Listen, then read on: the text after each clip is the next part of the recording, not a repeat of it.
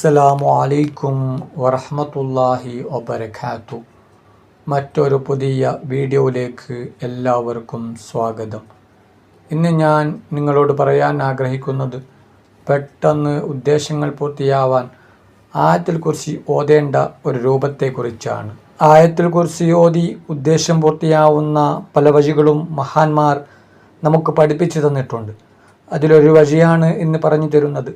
മഹാന്മാർ പഠിപ്പിക്കുന്നു, ആരെങ്കിലും പാതിരാ സമയത്ത് ഖിബ്ലക്ക് മുന്നിട്ടിരുന്ന് അനാവശ്യ സംസാരങ്ങളിൽ ഏർപ്പെടാതെ ആയത്തുൽ കുർസിയുടെ അറഫിൻ്റെ എണ്ണമനുസരിച്ച്, അതായത് 170 പ്രാവശ്യം ഒരാൾ ആയത്തുൽ കുർസി ഓതി അവൻ്റെ ആവശ്യങ്ങൾ, അവൻ്റെ ഉദ്ദേശങ്ങൾ, അവൻ്റെ ആഗ്രഹങ്ങൾ അള്ളാഹുവിനോട് ചോദിച്ചാൽ, എന്താവശ്യങ്ങൾ ചോദിച്ചാലും അവൻ്റെ ഉദ്ദേശങ്ങൾ അള്ളാഹു സുബ്ഹാനഹു തആല പൂർത്തിയാക്കി കൊടുക്കുന്നതാണ്.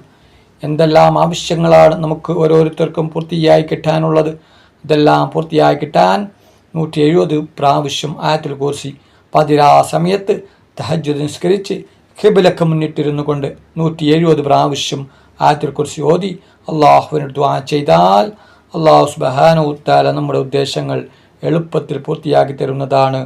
അള്ളാഹു സുബ്ഹാനഹു തആല നമ്മുടെ എല്ലാ ഉദ്ദേശങ്ങളും ആഗ്രഹങ്ങളും പെട്ടെന്ന് പൂർത്തിയാക്കി തരട്ടെ. നമ്മുടെ എല്ലാ വിഷമങ്ങളും പ്രയാസങ്ങളും ബുദ്ധിമുട്ടുകളും അള്ളാഹു സുബ്ഹാനഹു തആല മാറ്റി തരട്ടെ. ആമീൻ യാ റബ്ബൽ ആലമീൻ.